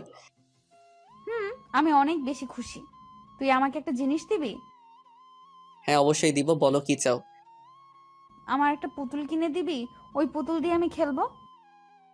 হায় রে পাগলি, পুতুল নিয়ে খেলবে কয়েক বছর পর ওর বাচ্চা, আর এখনো বলে ও নিজেই খেলবে। কি আর করা, সুস্থ হবার আগ পর্যন্ত পাগলামি সহ্য করতেই হবে। আচ্ছা কাল তোমাকে পুতুল কিনে দিব। তুই পচা না, খুব ভালো। তুমিও পাগলি। এদিকে আবার সবার আসার সময় হয়ে গেছে। আর মাকে বলছি আমার কথা গোপন রেখে আসতে বলতে, যাতে ওরা দেখে চমকে যায়। দাদা সবাই চলে আসছে, তুমি ভাবিকে নিয়ে নিচে চলে আসো। আচ্ছা তুই যা, আর কাউকে আমার কথা বলবি না, আমি তোর ভাবিকে নিয়ে আসছি। কোথায় যাবি আমাকে নিয়ে? নিচে ডাইনিং রুমে যাব। আচ্ছা, আমার হাত ধরে নিয়ে যাবি? বউয়ের হাত ধরে যেভাবে নিয়ে যায় ওইভাবে? ওইভাবেই নিব। ওদিকে আত্মীয় স্বজন, বন্ধু বান্ধব সবার সাথে কথা বলছে। আর হ্যাঁ, আজকে আমার জন্মদিন ছিল, তাই সবাইকে আজ বাসায় ইনভাইট করা হয়েছে। তোমরা সবাই কেমন আছো? হ্যাঁ ভালো আছি, আপনি কেমন আছেন? হ্যাঁ, আমিও ভালো। সবাই তো জানো আজ মেহেদির জন্মদিন। হ্যাঁ জানি, আজ যদি ও আমাদের মাঝে থাকতো তাহলে অনেক ভালো লাগতো। সবাই মিলে একসাথে কত আনন্দ করতাম। তা ঠিক। আর হ্যাঁ, তোমরা সবাই চোখ বন্ধ করো কিছুক্ষণের জন্য, একটা সারপ্রাইজ আছে। আচ্ছা বন্ধ করলাম আমরা চোখ। আলিফাকে নিয়ে ওদের সামনে চুপচাপ বসলাম। এইবার সবাই চোখ খুলতে পারো। সবাই চোখ খুলে অবাক, হতভম্ব হয়ে গেছে, তাকিয়ে আছে অদ্ভুত দৃষ্টিতে। মেহেদি, তুই কিভাবে এখানে? বেঁচে আছিস তুই? আর আমরা সবাই ভেবেছি আমাদেরকে চলে গেছিস। না রে বন্ধু, তোদের সবাইকে রেখে কি করে যাব? আল্লাহ নিজেই হয়তো এটা চাইনি, তাই বাঁচিয়ে রাখছে। তোরে অনেক অনেক মিস করছি রে বন্ধু। এখন আর মিস করতে হবে না, আমি এসে গেছি। সবাই আবেগপ্রবণ হয়ে গেছে। সবার সাথে অনেক দিন বুকে বুক মিলিয়ে কোলাকুলি করে বার্থডে উদযাপন করলাম। সবাই বলো সারপ্রাইজটা কেমন ছিল? আন্টি, পৃথিবীতে এর থেকে বড় সারপ্রাইজ আর হতে পারে না। হারানো বন্ধুকে ফিরে পাওয়া যে অনেক আনন্দের, আর তাও আবার এমন একটা স্পেশাল দিনে। এখন তোমরা নিজেরা কথা বলো, আমি একটু আসছি। আচ্ছা আন্টি। কিরে, তোরা সবাই কেমন আছিস তাহলে? এতদিন তো বেটা কেউই ভালো ছিলাম না, তবে এখন অনেক ভালো আছি বন্ধু, তোকে ফিরে পেয়ে। ঠিক বলেছিস। তো তোরা কি বিয়ে টিয়ে করে ফেলছিস? না চাস্তো, বিয়ে করিনি, তবে এখন তুই আসছিস তাই বিয়ে করা হবে। কারে, মারিয়াকে নাকি আবার অন্য কেউ? মারিয়াকেই। জানিস না তো, তন্ময়ের পুষ্পিতার সাথে সব ঠিক হয়ে গেছে। আমার কপালটাই খারাপ, রাত্রিকে পাইলাম না। আরে রাত্রি নাই তো কি হয়েছে, দিন তো আছে। ভাবি তো দেখি সুস্থ হয়ে গেছে। হ্যাঁ, প্রায় সুস্থ হয়ে গেছে, ভালোবাসা দিয়ে সুস্থ করে তুলছি। এই ভালোবাসাটাই আমার হলো না, মিম আমাকে বুঝলোই না। চিল কাকা, মিম বুঝবে, টেনশন নাই। আলিফা সুস্থ হলে পরে দিয়ে সবার ফিটিং করাবো। ওনারা কারা? কখন থেকে তুই কথা বলছিস আমার সাথে না বলে? ওরা সবাই আমার বন্ধু। ও আচ্ছা। মা আসো, সবাইকে খাবার দিয়ে যাও। মা এসে সবাইকে খাইয়ে দিল। খাওয়া দাওয়া শেষে ডাক্তারের ব্যাপারে ওদেরকে বললাম। তুই কোনো চিন্তা করিস না, ওই বেটা বজ্জাতকে উচিত শিক্ষা দিব। তার আগে বল, এই মেয়েটিকে আগে তো কখনো দেখিনি। তারপর সবাইকে পুরো ঘটনা খুলে বললাম, আর নীরার পরিচয়ও দিলাম। ও আচ্ছা, বুঝতে পারলাম।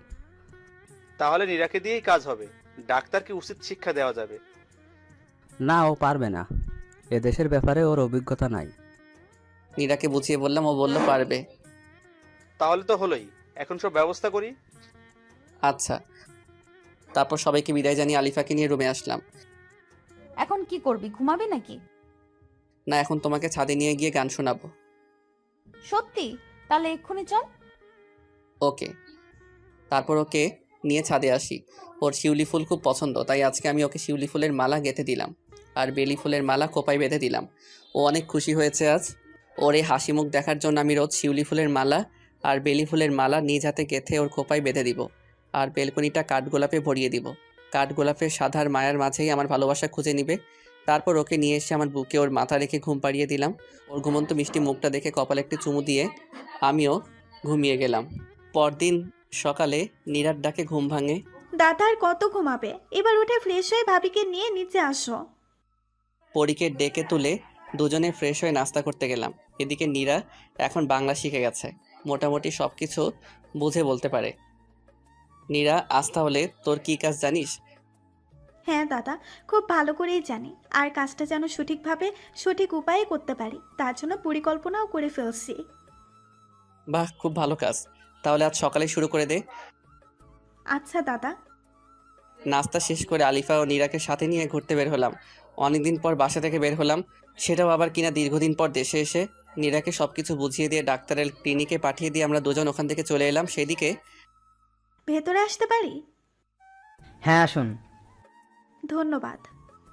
বসেন। আর আপনার কি সমস্যা বলেন। আমার তো সমস্যার শেষ নেই, অনেক রকম সমস্যা। সমস্যা নেই, বলেন সব। আমার রাতে ঘুম হয় না, বুকের বাপাসটা চিনচিনে করে ব্যথা করে, রোজ রাতে স্বপ্ন দেখে আমরা এক ডাক্তারের সাথে ঘুরতে বের হয়েছি। এইগুলোই আমার সমস্যা। পেয়েছি, এই মেয়েকে পাঠানো খুব সহজ হবে। এই মেয়েই আমার পরবর্তী টার্গেট। একে দিয়েই নিজের একাত্মিত্ব দূর করে পরে ছুঁড়ে ফেলে দিব। আচ্ছা, আপনি টেনশন করবেন না, এই ঔষধগুলি নিয়মিত খাবেন। আর এই নেন আমার নাম্বার, ওষুধ খেয়ে ফলাফল জানাতে ভুলবেন না। আচ্ছা ঠিক আছে, আমি এখন আসি। আর হ্যাঁ, আপনি অনেক স্মার্ট। ইস, কপাল খুলে গেল, এ তো মেঘনা চাইতে বৃষ্টি। ওহ তাই, ধন্যবাদ, আপনিও অনেক রূপবতী। ধন্যবাদ, আসি এবার, আবার দেখা হবে। আসুন। ইস, কাজ হয়েছে, আবার দেখা হবে, আরও কত কি হবে। আলিফাকে নিয়ে সবুজ প্রকৃতিতে উপভোগ করে বাসায় ফিরলাম। দাদা, কাজ তো হয়ে গেছে, বেটা পচাত নাম্বারও দিয়েছে, এবার শুধু ফোনটা দিব আর কাজটা হয়ে যাবে। দোয়া রইল বোন, তুই পারবি।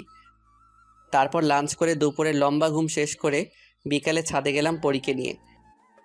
আজ বিকেলটা অনেক সুন্দর, দক্ষিণা মৃদু বাতাস, আকাশে রঙিন ঘুড়ির মেলা, সত্যি অনেক ভালো লাগছে। আরে পাগলি, দেখছি সুস্থ হয়ে গেছে প্রায়। হ্যাঁ, অনেক সুন্দর। তারপর দুজনে মিলে গল্প করে সন্ধ্যা শেষ করে রুমে ফিরে আসি। কিছুক্ষণ পর মা খেতে ডাকে, তারপর দুজনে খেয়ে এসে বেলকনিতে এসে চায়ের কাপে চুমুক দিচ্ছি।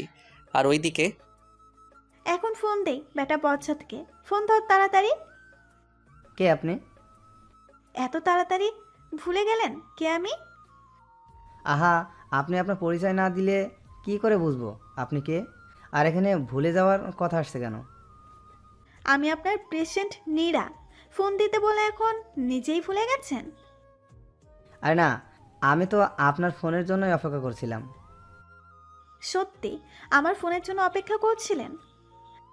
হ্যাঁ সত্যিই। কেন, আপনার ফোনের জন্য অপেক্ষা করতে পাই না নাকি আমি? না মানে আমার ফোনের জন্য তো কেউ অপেক্ষা করেনি কখনো, তাই বললাম। কেউ করেনি তো কি হয়েছে, আজ থেকে না হয় রোজ আমি অপেক্ষায় থাকবো।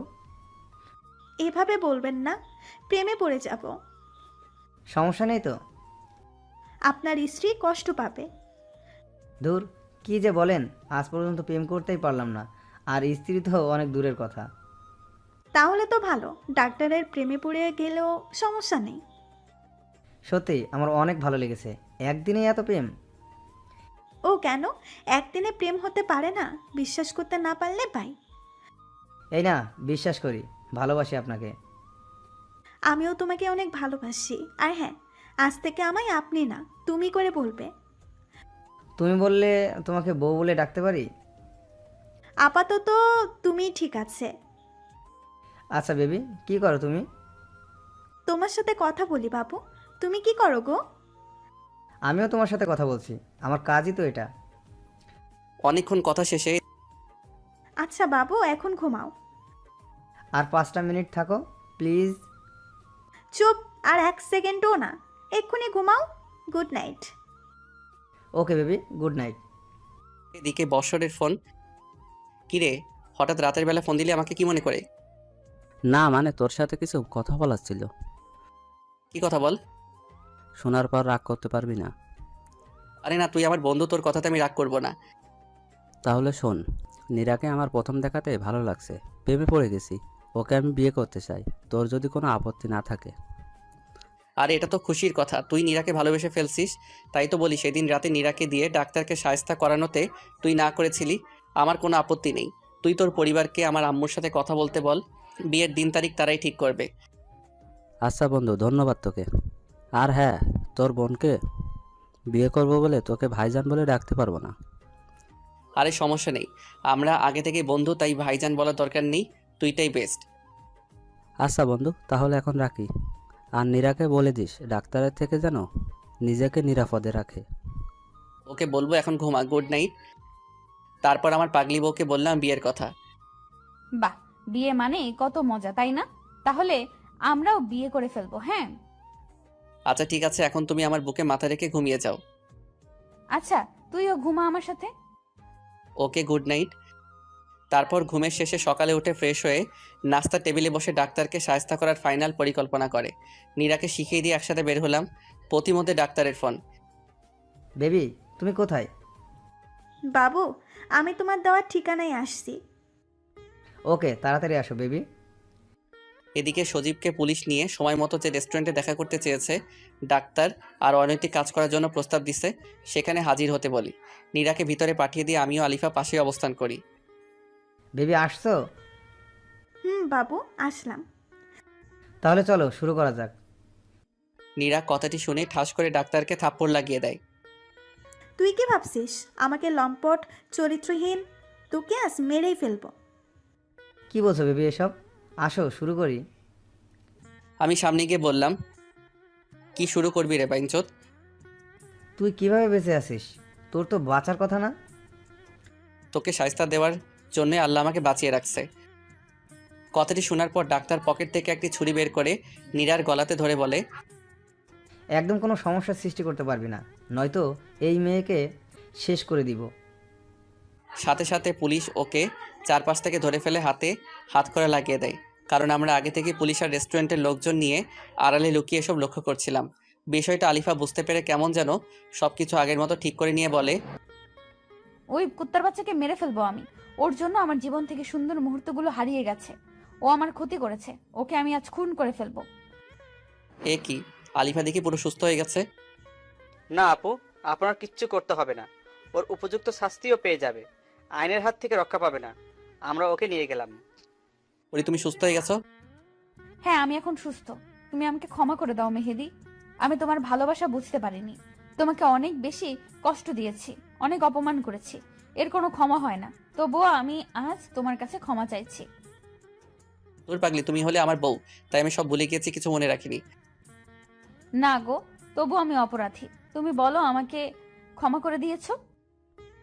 আচ্ছা পাগলি, আচ্ছা, আমি তোমাকে ক্ষমা করে দিয়েছি। ধন্যবাদ। আর আজ আমি তোমাকে একটা কথা বলতে চাই, যে কথাটি 1.5 বছর আগে বাড়িতে পিঙ্ক বিচে বলার জন্য আমি একটু আলাদা হয়েছিলাম। কখনো ভাবিনি যে তার জন্য এভাবে 1.5 বছরের জন্য আলাদা হয়ে যাব। ওইসব অতীতের কথা বাদ দিয়ে কি বলতে চাও বলে ফেলো, আমার আর কৌতূহলে শেষ হচ্ছে না। আমি তোমাকে ভালোবাসি। থাকবে তো শেষ নিঃশ্বাস পর্যন্ত আমার সাথে? বিপদে আপদে সবসময় পাশে থাকবে? আমিও তোমাকে অনেক অনেক বেশি ভালোবাসি পড়ি। আর হ্যাঁ, আমি তোমার হাসি মুখের জন্য সব করতে পারবো। তাহলে করছো না কেন? কি করছি না? গাধা, জড়িয়ে ধরো আমাকে। বলার সাথে সাথে শক্ত করে ওকে জড়িয়ে ধরলাম। প্রায় 2 বছর বিবাহিত জীবনেই প্রথম ওকে জড়িয়ে ধরেছি। ভালোবাসার মানুষের প্রথম স্পর্শ যা কখনো ভোলা যায় না। এটা এক অন্যরকম ভালো লাগা। ওর মাথা একদম আমার বুকে মিশে গেছে। আমার হৃদস্পন্দনগুলি খুব কাছ থেকে অনুভব করেছি পড়ি। কপালে একটি কিছু করে দিলাম, কিন্তু পাগলিটা করতে পারছে না, কেননা ও আমার পিচ্ছি বউ। ওই কুত্তা, নিচু হবি নাকি হাঁটুতে মারতে হবে জায়গা মতো? তাহলে তখন এমনিতেই নিচু হয়ে যাবি। এই কি বলো, হাঁটু মারলে তোমারই লোকসান। যাই হোক, আমি মাথা নিচু করছি, তারপর আর কি, ও আমার কপালে একটা দিয়ে দিল। আচ্ছা, এই মেয়েটি কে? তারপর ওকে সব বললাম বুঝিয়ে। তাহলে তো ভালোই, ননদও পেয়ে গেলাম। হ্যাঁ, আর আমিও তোমার মতো একটা সুন্দরী ভাবি পেলাম। আচ্ছা হয়েছে, এখানে আর সময় নষ্ট না করে শপিংয়ে যাওয়া যাক, বিয়ের প্রস্তুতি নিতে হবে যে। হ্যাঁ চলো। ওমা, ননদ দেখি লজ্জায় লাল হয়ে গেছে। লজ্জা নারীর ভূষণ। হ্যাঁ জানি গো ননদিনী। চুপ করো, এখন শপিং মলে চলে আসছি। তারপর বিয়ের যাবতীয় কেনাকাটা করলাম। এই পাঞ্জাবিটা পরে দেখো তো।